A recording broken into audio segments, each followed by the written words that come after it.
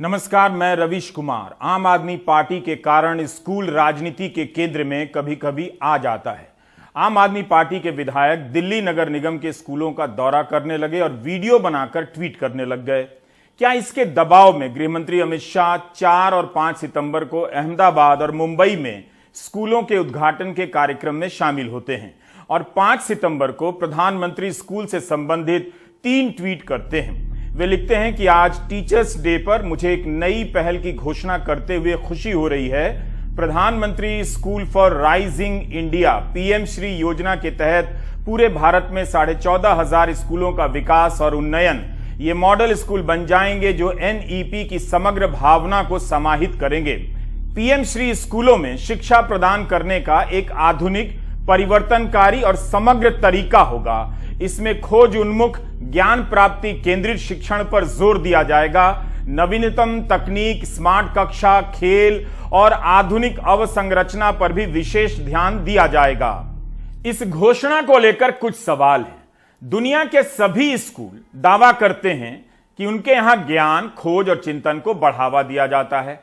सरकारें अपने खराब स्कूलों के संसार में से कुछ स्कूलों का चुनाव करती हैं, अच्छा बनाने का ऐलान कर देती हैं, जिससे जनता को लगता है कि चलो कुछ 100 स्कूलों में सुधार होगा, जिले में एक स्कूल तो अच्छा होगा, बाकी का भी नंबर आएगा। और फिर शुरू होता है अलग अलग नामों वाले स्कूलों के विकास और उन्नयन का ऐलान। आदर्श स्कूल, प्रतिभा स्कूल और मॉडल स्कूल और अब स्मार्ट स्कूल। हमारे पास एक नया स्कूल आ रहा है, प्रधानमंत्री स्कूल फॉर राइजिंग इंडिया। प्रधानमंत्री ने कल इसे नई पहल बताई है, जबकि ऐसे स्कूल की घोषणा पिछले साल के बजट भाषण में ही की जा चुकी थी। 1 फरवरी 2021 के बजट भाषण में वित्त मंत्री ने 15,000 स्कूलों के बारे में ऐलान किया था। कहा था कि नई शिक्षा नीति के जितने भी गुण हैं उन सभी से इन स्कूलों को लैस किया जाएगा। 1 फरवरी 2021 की घोषणा है, आप सुन लीजिए। More than 15,000 schools will be qualitatively strengthened to include all components of the national education policy. They shall emerge as exemplar schools in their regions, hand-holding and mentoring other schools to achieve the ideals of policy. फरवरी 2021 की घोषणा के बाद 1 साल बीत गया। उस समय भी आशा का संचार हुआ होगा कि कुछ होने वाला है। कहां तो प्रधानमंत्री को यह बताना चाहिए था कि 1.5 साल में कितने पीएम श्री स्कूल बने हैं। इसकी जगह वे ट्वीट करते हैं कि अभी बनाए जाएंगे। आखिर एक ही खबर की हेडलाइन कितनी बार छपेगी? हेडलाइन ही छपती रहेगी या स्कूल भी नजर आएगा? यह सारी खबरें जून 2022 की हैं।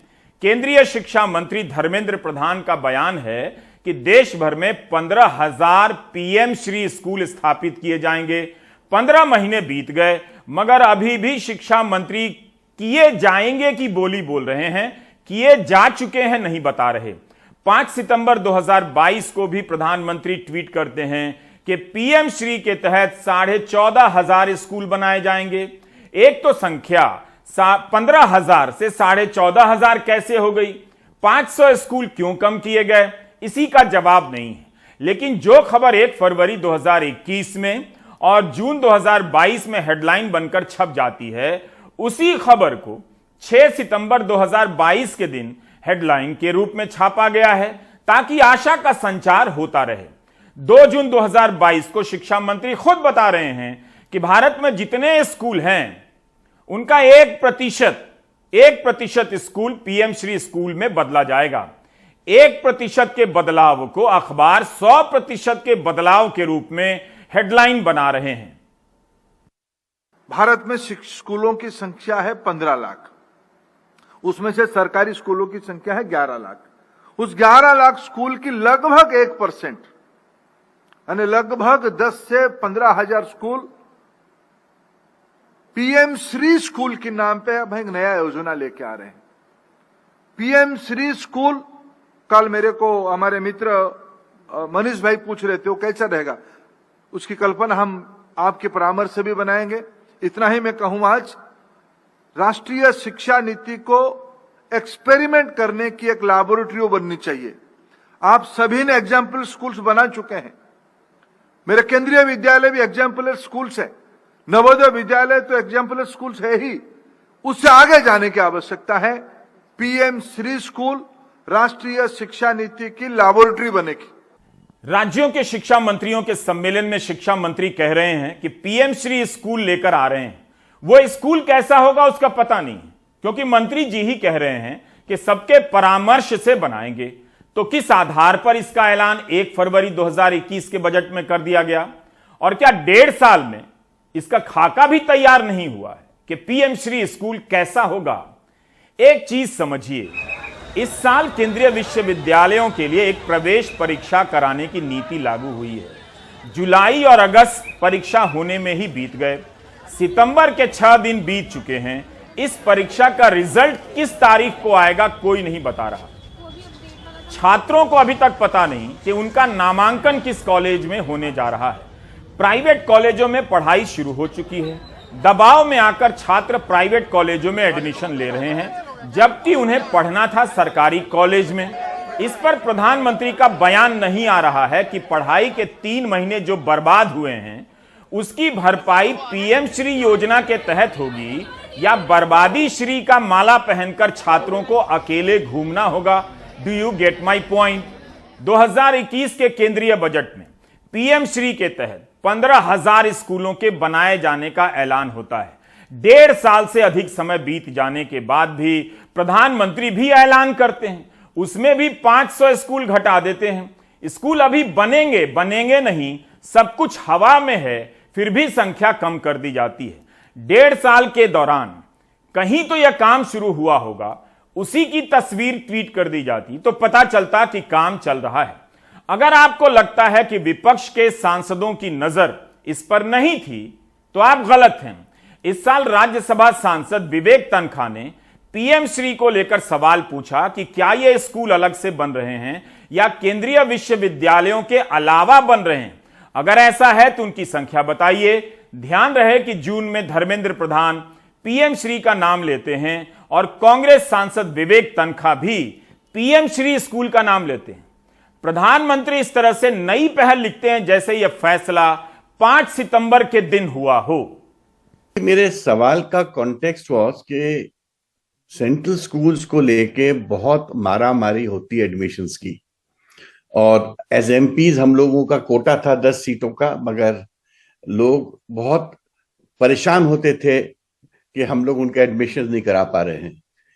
तो मैंने उस संदर्भ में ये पूछा था कि भाई आप कितने और सेंट्रल स्कूल्स खोल रहे हो और ये सुविधा कितनी और लोगों के लिए बढ़ाओगे, क्योंकि सेंट्रल स्कूल एक मॉडल स्कूल टाइप का हर डिस्ट्रिक्ट में है और काफी लोग चाहते हैं एडमिशन वहां। इसी कॉन्टेक्स्ट में मैंने पूछा कि भाई आप सेंट्रल स्कूल की जगह जो प्राइम मिनिस्टर श्री स्कूल्स आप लोग खोल रहे हो, ये क्या है, कितने स्कूल्स खोलोगे, कहाँ खोलेंगे, उसकी जानकारी मैंने प्राप्त करने की कोशिश की थी। तो उन्होंने उसकी जानकारी ये दी कि हम 15,000 स्कूल्स ऐसे प्राइम मिनिस्टर श्री स्कूल्स खोलने वाले हैं। अब मुझे ये चीज समझ नहीं आ रही है कि एग्जिस्टिंग मॉडल ऑफ स्कूल है सेंट्रल स्कूल, केंद्रीय विद्यालय, आप उसको अब आगे बढ़ाना नहीं चाहते हो, एक नई व्यवस्था प्राइम मिनिस्टर श्री स्कूल्स की लाना चाहते हो। क्या ये प्रैक्टिकल है? क्या ये हो पाएगा? और होएगा तो कब होगा, कितने दिनों में होगा? Because admissions in central school is a very big issue in this country. ये सारे स्कूल इस दावे के साथ बनाए जा रहे हैं कि नई शिक्षा नीति के तहत इन्हें सक्षम किया जा रहा है। क्या नई शिक्षा नीति कुछ स्कूलों के लिए होगी, वो भी 1% स्कूलों के लिए? हर दौर में सरकारी स्कूलों को खत्म होने के लिए छोड़ दिया जाता है, उसके बाद सपना दिखाने के लिए कुछ स्कूलों का चुनाव होता है, जिन्हें कभी मॉडल तो कभी आदर्श तो कभी प्रतिभा तो कभी आत्मानंद स्कूल कहा जाता है। आखिर सरकार की नीतियां सभी स्कूलों के लिए एक समान क्यों नहीं होती हैं?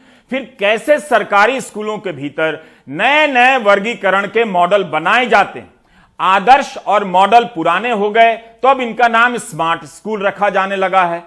मध्य प्रदेश में ही भांति भांति के मॉडल स्कूल हैं, उनकी एक सूची देख लेंगे तो आपका जीवन धन्य हो जाएगा।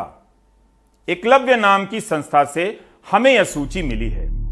CM rise school, Madhya Pradesh शिक्षा विभाग एवं आदिवासी विकास विभाग, जिला स्तरीय उत्कृष्ट स्कूल मध्य प्रदेश शिक्षा विभाग एवं आदिवासी विकास विभाग, ब्लॉक स्तरीय उत्कृष्ट स्कूल मध्य प्रदेश शिक्षा विभाग एवं आदिवासी विकास विभाग के तहत। फिर आता है जिला स्तरीय बहुउद्देशीय मल्टीपर्पस स्कूल, ये स्कूल शिक्षा विभाग के तहत आता है। ब्लॉक स्तरीय मॉडल स्कूल मध्य प्रदेश शिक्षा विभाग एवं आदिवासी विकास विभाग के तहत आता है। एकलव्य आवासीय विद्यालय या आदिवासी विभाग के तहत आता है। ज्ञानोदय आवासीय विद्यालय अनुसूचित जाति विभाग है। श्रमोदय आवासीय विद्यालय मध्य प्रदेश श्रम विभाग के तहत आता है। कन्या छात्रावास विद्यालय ये आदिवासी विभाग के तहत आता है। आश्रमशाला आदिवासी विभाग के तहत, इंग्लिश मीडियम आश्रमशाला आदिवासी विभाग के तहत, और कस्तूरबा गांधी बालिका विद्यालय सर्व शिक्षा अभियान के तहत, खेल छात्रावास विद्यालय आदिवासी विभाग के तहत, वैकल्पिक स्कूल राजीव गांधी शिक्षा मिशन अब प्राथमिक शाला, शिक्षा गारंटी स्कूल डीपीईपी अब प्राथमिक शाला के तहत है। सैटेलाइट स्कूल है सर्व शिक्षा अभियान के तहत। मेरी तो सांस फूल गई। यह सिर्फ मध्य प्रदेश का है। स्कूलों के इन वर्गीकरण से हमें क्या मिलता है? पहले ही क्या इनकी संख्या कम है जो अब पीएम श्री और सीएम राइज आ रहा है। बाकी राज्यों में भी इस तरह की सूची बनाई जा सकती है और फिर पूछा जा सकता है कि इस सूची में आप सीएम श्री या पीएम श्री स्कूल जोड़कर ऐसा क्या क्रांतिकारी हासिल करने वाले हैं? क्या इसके पहले यह नहीं बताना चाहिए कि इन अलग अलग वर्गीकरण वाले मॉडल स्कूलों से क्या लाभ हुआ? प्रथम नाम की संस्था की ही कई साल से सालाना रिपोर्ट आ रही है कि 7वीं पास छात्र गणित के बुनियादी प्रश्नों को हल नहीं कर पाते हैं। मध्य प्रदेश में जो सीएम राइज बन रहा है वो पीएम श्री से अलग होगा या उसी योजना का विस्तार है? अगर यही श्रेष्ठ स्कूल है तो सभी स्कूलों को एक साथ सीएम राइज या पीएम राइज क्यों नहीं बना दिया जाता है? यहां सीएम राइज स्कूल कराहल में हम शुरू कर रहे हैं। वो केवल कराहल के लिए नहीं होगा। सीएम राइज स्कूल की बिल्डिंग बनेगी लगभग 24 करोड़ रुपया में। आसपास के गांव के बच्चे उसमें पढ़ने आएंगे। आप कहोगे काय में आएंगे? तो बस उनको स्कूल से लेने जाएगी और 20-25 किलोमीटर दूर के गांव हैं, वहां से बच्चों को बिठाएगी, स्कूल लेके आएगी और शाम को वापस घर छोड़ेगी। इन स्कूल में लाइब्रेरी होगी, इन स्कूलों में प्रयोगशाला होगी, इन स्कूलों में स्मार्ट क्लास होगी। ये प्राइवेट स्कूलों से बढ़िया स्कूल गरीबों के बेटा बेटियों को बना के देंगे ताकि हमारे बच्चे भी ढंग से पढ़ पाए। घर से स्कूल ले जाने और घर छोड़ने बस आएगी, यह भी कोई क्रांतिकारी बात है? यह काम तो दुनिया के स्कूलों में जाने कब से हो रहा है। हर स्कूल में बस होती है, अगर नहीं तो होनी चाहिए। लाइब्रेरी, प्रयोगशाला, इमारत, खेल के मैदान होने को इस तरह से बताया जा रहा है जैसे अभी पिछले रविवार को भारत ने स्कूलों के लिए इन खूबियों का आविष्कार किया है।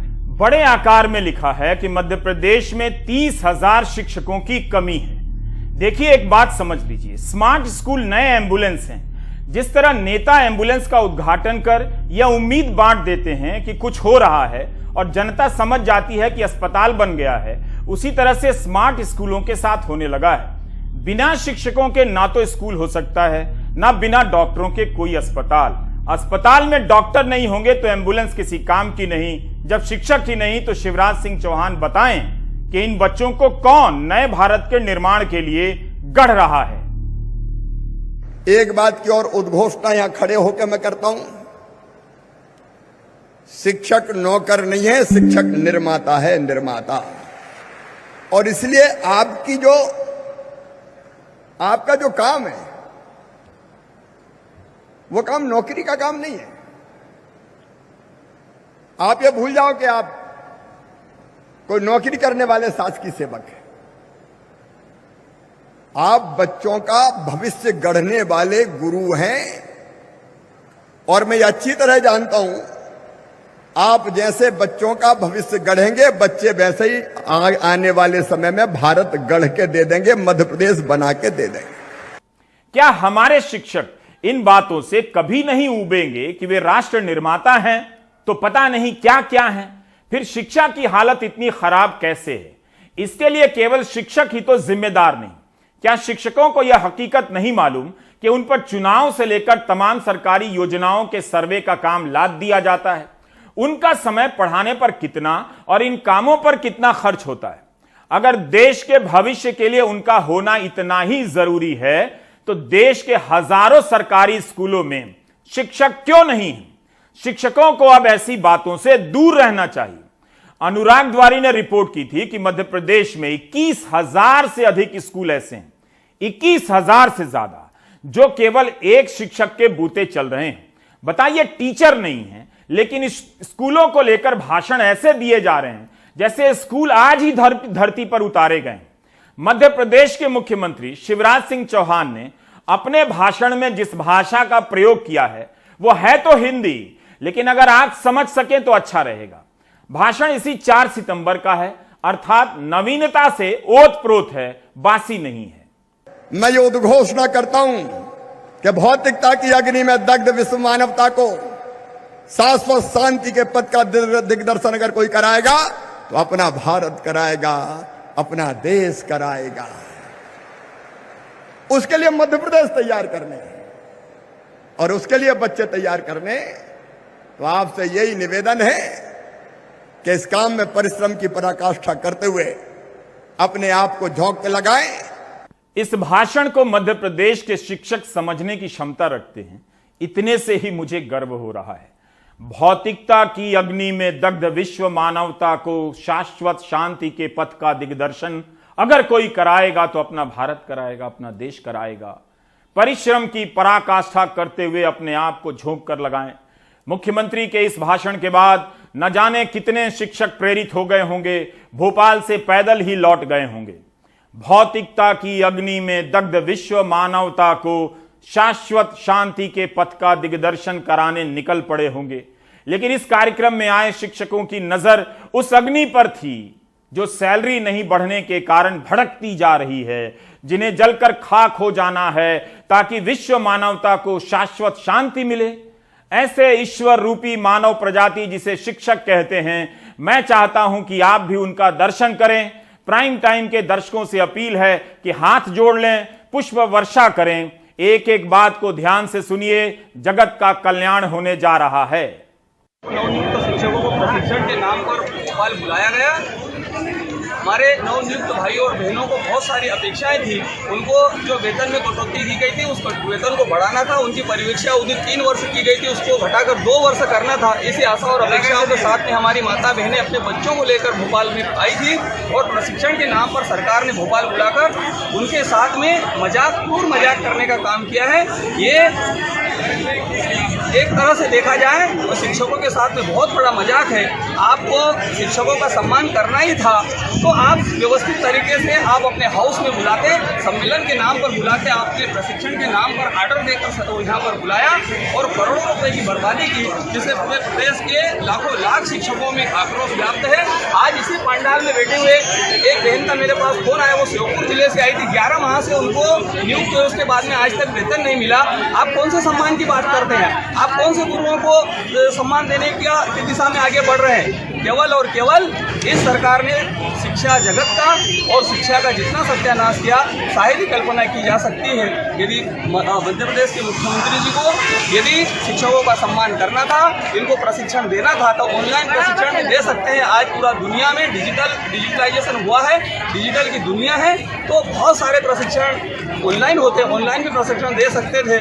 किसी भी प्रकार का एक भी प्रशिक्षण की बात कुछ नहीं कही। माननीय मुख्यमंत्री जी ने मीठी मीठी बातें कही और अच्छी अच्छी कहानियां सुनाई कि नर्मदा जी अमरकंटक के बजाय विंध्याचल से 500 रुपए में निकलती थी। वेतन बढ़ाने का तो काम किया, लेकिन जो छोटी छोटी समस्याएं थी जिसके समाधान की ओर सरकार ने आज तक एक भी कदम नहीं उठाया। इसे सुनकर सुकून पहुंचा कि ये शिक्षक खुद को भगवान की तरह नहीं देखते, सामान्य इंसान की तरह उन्हें भी सैलरी और महंगाई वगैरह का दर्द होता है। इन शिक्षकों ने सही प्रश्न किया कि प्रशिक्षण के नाम पर मध्य प्रदेश के 52 जिलों से शिक्षक बुलाए गए, हर जिले से 300 शिक्षक बुलाए गए। इतनी लंबी यात्रा करके आए, एक दिन में किस तरह का प्रशिक्षण हुआ होगा आप समझ सकते हैं। प्रधानमंत्री ने पीएम श्री के तहत 14,500 स्कूलों के विकास और उन्नयन की बात की है, जवाहर नवोदय विद्यालय भी इसी तरह के उद्देश्यों के साथ बनाया गया। उसकी क्या हालत की जा रही है, इस पर भी विचार कीजिए। पिछले 5 वर्षों में केवल 55 जवाहर नवोदय विद्यालय खोले गए हैं। सांसद पीवी रेड्डी के पूछे गए सवाल के जवाब में शिक्षा राज्य मंत्री ने 4 अप्रैल 2022 को लोकसभा में बताया कि देश भर में 650 जवाहर नवोदय विद्यालय हैं। पिछले 5 साल में 55 नवोदय स्कूल खुले हैं। पिछले 5 साल में 19 राज्यों और केंद्र शासित प्रदेशों में एक भी नया जवाहर नवोदय विद्यालय नहीं खुला है। जवाहर नवोदय विद्यालय की स्थापना के पीछे जो भी मकसद रहे होंगे, क्या पीएम श्री स्कूल बिल्कुल अलग मकसद के आधार पर बनाए जा रहे हैं?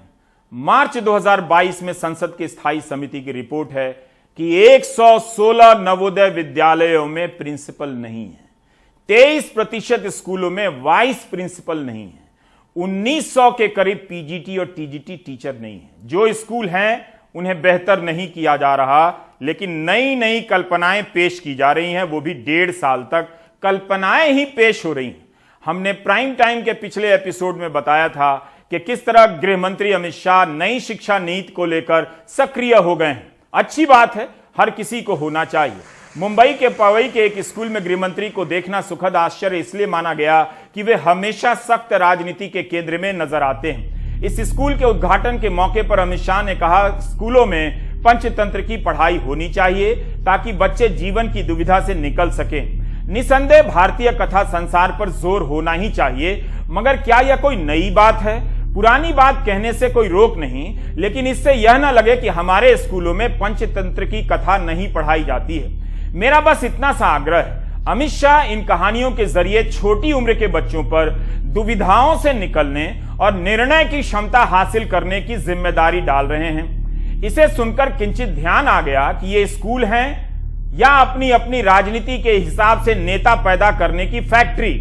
समाज की हर कमी का समाधान स्कूल के सिलेबस में जोड़कर नहीं निकाला जा सकता है। लोकतंत्र में निर्णय के लिए स्वतंत्र संस्थाओं का होना जरूरी है, पारदर्शी प्रक्रिया का होना जरूरी है। अभी तो उनके ध्वस्त होने के आरोप लग रहे हैं और कई साक्ष्य हमारे सामने भी हैं। इन संस्थाओं के नहीं होने से आप पंचतंत्र की कहानी पढ़ाकर या पढ़कर निर्णय करने की क्षमता हासिल नहीं कर सकते।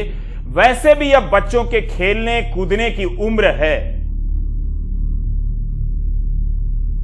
हमारे यहां ढेर सारे पढ़ने के कहानियों के रूप में पढ़ने के बहुत सारे माध्यम हमारे पुरखों ने बनाए। मैं एक ही चीज का उल्लेख करूंगा,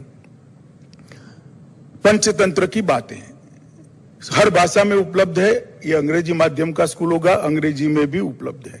अगर आप बच्चे को कहानी के रूप में पंचतंत्र की बातें समझा देते हैं तो वो अपने जीवन में कभी भी दुविधा में नहीं रहेगा। वो निर्णायक व्यक्ति निश्चित बनेगा और अच्छे बुरे का सिर नीर करने का, अच्छे बुरे का परीक्षण करने की क्षमता भी उसकी डेवलप हो जाएगी। ये सारे हमारे कई प्रकार की ऐसी चीजें हैं जो हमारे पुरखों ने कहानी के रूप में, जैसे अभी लेबोरेटरी का कंसेप्ट आया है, इसकी जगह कहानी के रूप में इसके स्वभाव को मॉडिफाई करने का, इसके स्वभाव को, जैसे देवेंद्र जी ने कहा कि हीरे को शेप देने का काम कहानियों के रूप में किया गया है। अमित शाह कहते हैं कि पंचतंत्र की कहानी के रूप में स्वभाव को मॉडिफाई करने, हीरे को शेप देने का काम किया गया है। यही नहीं, 4 सितंबर को अहमदाबाद में अमित शाह ने 4 स्मार्ट स्कूलों का उद्घाटन किया। जैसे शहर स्मार्ट होने लगे हैं, उसी तरह स्कूल भी स्मार्ट हो रहे हैं। 2019 में अहमदाबाद निगम स्कूल बोर्ड ने 83 अनुपम स्मार्ट स्कूल बनाने का खाका तैयार किया।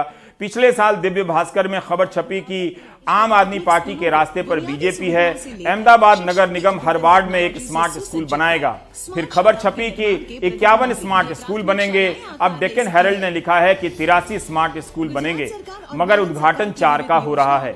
इन स्मार्ट स्कूलों में ऐसा क्या लगा है जो एक साथ सभी तैयार नहीं हो सकते? स्मार्ट स्कूल नीति के अंतर्गत हमारे अहमदाबाद शहर की नगर प्राथमिक शिक्षा समिति द्वारा संचालित इन अनुपम स्मार्ट शालाओं में जॉयफुल लर्निंग। इस मौके पर अमित शाह ने कहा कि गुजरात में जब कांग्रेस की सरकार हुआ करती थी तब स्कूल की पढ़ाई छोड़ने वाले छात्रों की दर, जिसे ड्रॉप आउट रेट कहते हैं, 37% थी, लेकिन नरेंद्र मोदी उसे 0 पर ले आए।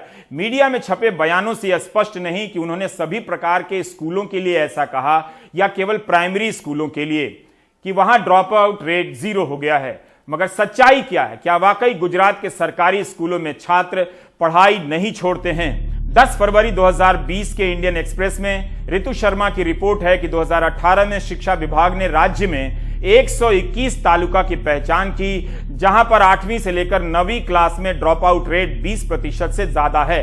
तब तय हुआ कि सभी स्कूलों में 18 साल की उम्र तक के बच्चों में ड्रॉप आउट रेट का अध्ययन किया जाएगा। क्यों कर रहे हैं ये पता लगाया जाएगा। इसमें बाकायदा गुजरात के समग्र शिक्षा अभियान के राज्य योजना निदेशक पी भारती का बयान छपा है कि सेकेंडरी स्कूलों में ड्रॉप आउट रेट बहुत ज्यादा है। ये खबरें बताती हैं कि 8वीं के बाद से ड्रॉप आउट रेट 20% से ज्यादा है, तब यह 0% कैसे कहा जा सकता है? पिछले साल 17 सितंबर को स्क्रोल में एक रिपोर्ट छपी। प्रधानमंत्री ने 11 सितंबर 2021 को बयान दे दिया था कि गुजरात में स्कूल ड्रॉप आउट रेट घटकर 1% से भी कम हो गया है।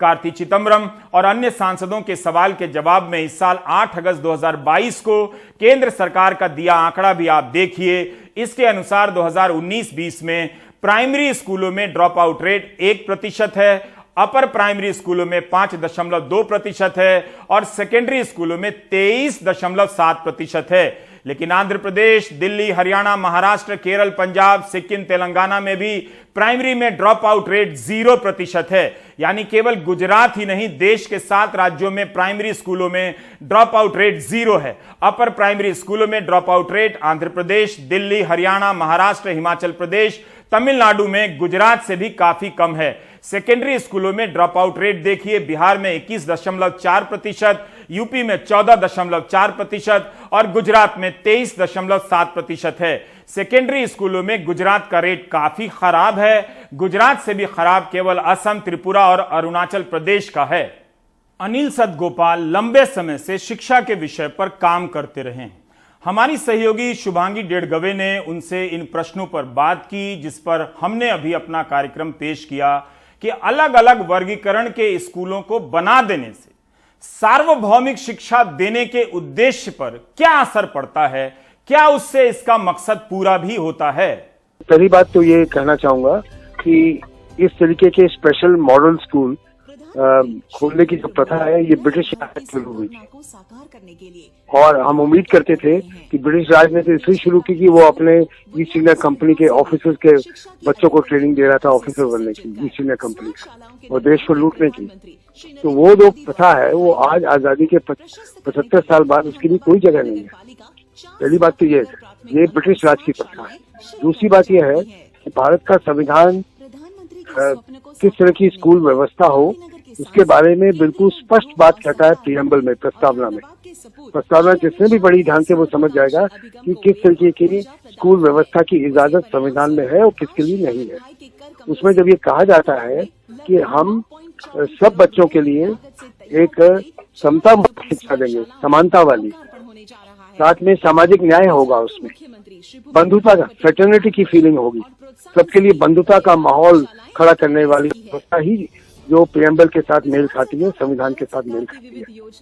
ये बहुत महत्वपूर्ण बात है कि संविधान में इस तरह की इजाजत है ही नहीं कि आप अलग अलग प्रकार के स्कूल खोलें जिसमें कुछ बच्चों को घटिया शिक्षा और कुछ बच्चों को बढ़िया शिक्षा, इसके लिए कोई इजाजत नहीं है। भारत एक लोअर मिडिल क्लास देश है। प्रधानमंत्री की आर्थिक सलाहकार समिति का यह कहना है। निम्न मध्यम वर्गीय देश, जहां कोई 25,000 कमाता है तो चोटी के 10% में आ जाता है। इतने गरीब देश में सरकारी स्कूलों का अच्छा होना बहुत जरूरी है, लेकिन मॉडल के नाम पर नौटंकी नहीं होनी चाहिए। जैसे पब्लिक ट्रांसपोर्ट खत्म कर आप केवल फ्लाईओवर से ट्रैफिक जाम की समस्या दूर नहीं कर सकते। साधारण घरों के बच्चों को नौकरी नहीं मिल रही है। नौकरी की चाह में वे तरह तरह की ठगी के शिकार होते जा रहे हैं। दिल्ली पुलिस की गिरफ्त में आए सुखदेव और संदीप रेलवे में टीटीई भर्ती घोटाले के मास्टरमाइंड हैं। संदीप बेरोजगारों को अपने जाल में फंसाता, फिर सुखदेव फर्जी आई कार्ड मुहैया कराता, जबकि पकड़े गए 2 और लोग इन बेरोजगारों को डीआरएम ऑफिस ले जाकर फर्जी फॉर्म भरवाते और रेलवे अस्पताल में इनका मेडिकल करवाते, ताकि बेरोजगारों को टीटीई बनने का पूरा भरोसा हो जाए।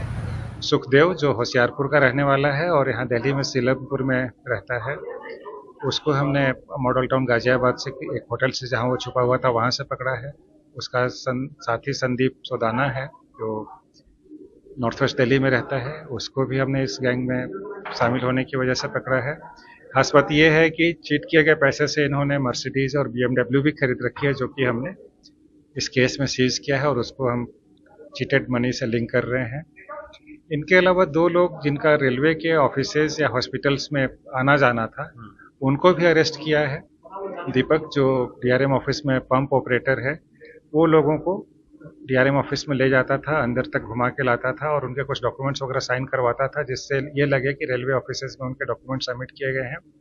राहुल, जिसका मामा रेलवे हॉस्पिटल चेम्सफोर्ड रोड पे एम्बुलेंस का ड्राइवर है, वो उनको हॉस्पिटल में ले जाता था और सेक्लूडेड रूम्स या बाथरूम में उनके फिजिकल एग्जामिनेशन के नाम पे और ब्लड सैंपल कलेक्ट करने के नाम पे मेडिकल एग्जामिनेशन होता था। दरअसल कुछ दिन पहले टीटीई की यूनिफॉर्म पहने कुछ युवक कानपुर शताब्दी में टिकट चेक करते मिले। जब इनसे पूछताछ की गई तो इनके पास फर्जी आई कार्ड पाए गए।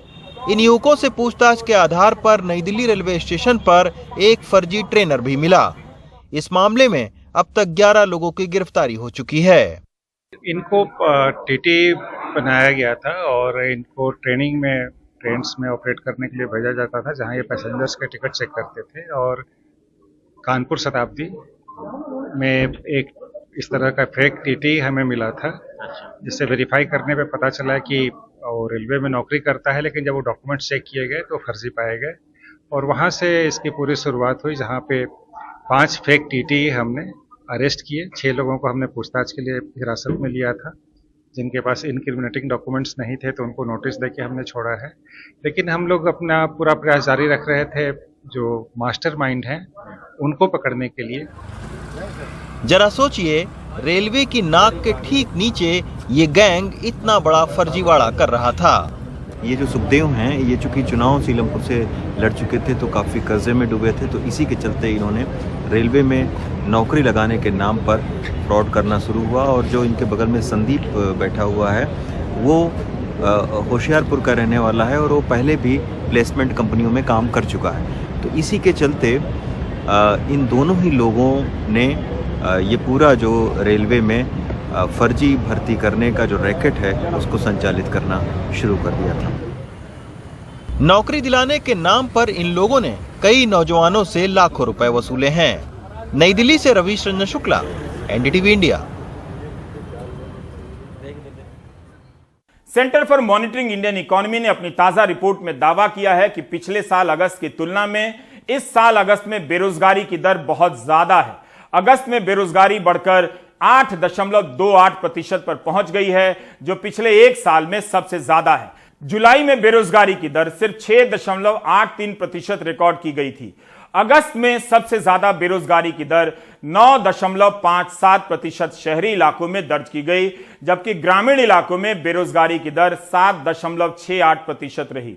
जितने भी दावे कर लिए जाएं या ध्यान भटकाने के लिए नए टॉपिक आ जाएं, लेकिन बेरोजगारी का आंकड़ा आ ही जाता है। राजपथ का नाम कर्तव्य पथ हो रहा है। क्या इसे आप दूसरे नजरिए से देखना चाहेंगे? सोचना चाहेंगे कि इससे क्या फर्क पड़ेगा? सत्य पथ, कर्तव्य पथ, नीति पथ, न्याय पथ, दिल्ली में इन पथों की कमी नहीं है, लेकिन इसी दिल्ली में नीति और न्याय से लेकर सत्य का बहुत बुरा हाल है। हर पथ ही कर्तव्य पथ है, जिससे होकर आप काम पर जाते हैं। कुछ करना ही था तो सरकार को एक आराम पथ बना देना था, जिस पर लोग आराम करने जाते।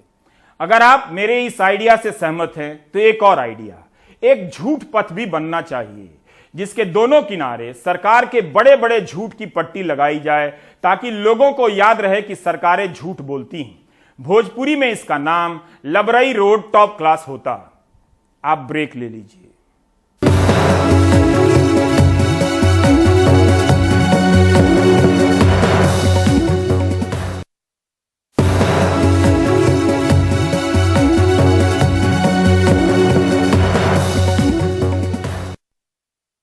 स्मार्ट सिटी बेंगलुरु को समझ नहीं आ रहा कि अपने स्मार्टनेस का वो क्या करे। जो लोग आईटी सिटी के बारिश में डूब जाने पर हैरान हैं, उन्हें स्मार्ट सिटी बेंगलुरु की साइट पर जाकर देखना चाहिए कि स्मार्ट सिटी के तहत इससे बचाने के लिए क्या क्या स्मार्ट काम किए गए। शहर के लोग वीडियो वायरल कराने में लगे हैं, यह सबसे आसान काम है। उसकी जगह अगर इसके कारणों को वायरल कराते तो कम से कम जागरूकता भी आती। निहाल की यह रिपोर्ट देखिए। क्या इंसान क्या जानवर, घरों में पानी घुसा तो सबों की जान पर आन पड़ी। बुजुर्गों के लिए ट्रैक्टरों पर कुर्सियां लगानी पड़ी। हर तरफ लाचारी पसरी थी। लाखों करोड़ों रुपए खर्च कर जो आशियाना लिया वो सर छुपाने के लायक नहीं रहा। यहाँ बुजुर्ग लोग हैं। फिलहाल एक महिला का हिप रिप्लेसमेंट हुआ है। वो दूसरी मंजिल पर रहती है। लिफ्ट काम नहीं कर रही। बिजली और पानी बंद कर दिया गया है। अंदर आकर आप खुद देख लीजिए। सरकार को अब दिख रहा है निचली जगहों पर मकान बनाने की इजाजत देने का नतीजा। HAL का ये इलाका जलमग्न है क्योंकि आसपास की बिल्डिंग झील के उन रास्तों पर बनी है जिनसे पानी झील तक पहुंचता है। एक तरफ झील के रास्तों पर अतिक्रमण, दूसरा बारिश का पानी निकालने वाले नालों पर भी अतिक्रमण। जाहिर है कि जल जमाव तो होगा ही। ये राज कालवे है, बारिश का पानी निकालने वाले नाले। सड़क के नजदीक 30 फुट के आसपास है, आगे सिकुड़कर 15 फुट के आसपास दिखते हैं। एक लिस्ट बनाई गई है 500 नालों की, जिसमें से हम 300 नालों के ऊपर से अतिक्रमण हटाने जा रहे हैं। इसके अलावा हमारे मुख्यमंत्री ने कहा है कि एक और लिस्ट बनाई जाए कि जहां पर अतिक्रमण है और उसी के आधार पर आगे की कार्रवाई होगी। अब सरकार कह रही है राज्य में 144% से ज्यादा बारिश 10 दिनों के अंदर हुई।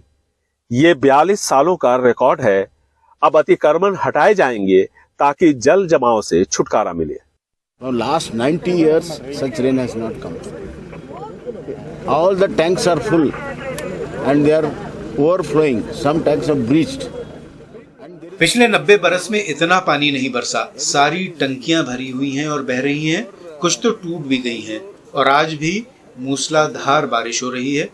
दिखाया जा रहा है कि जैसे पूरे बेंगलुरु पर संकट है। दरअसल शहर के 2 जोन और खासकर महादेवपुरा जोन में ही परेशानी है, क्योंकि यहाँ एक छोटे से इलाके में 69 टंकियां हैं और सभी इमारतें एक मंजिला हैं और इसके अलावा कब्जा भी बहुत किया गया है।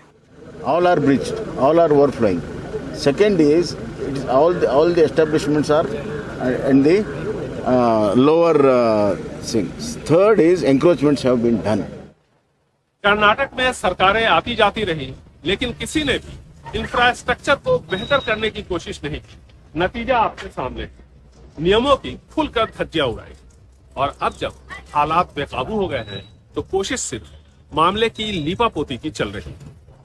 बेंगलुरु से कैमरामैन अल्फोंस के साथ निहाल खिदवई, NDTV इंडिया। आप देख रहे थे प्राइम टाइम। नमस्कार।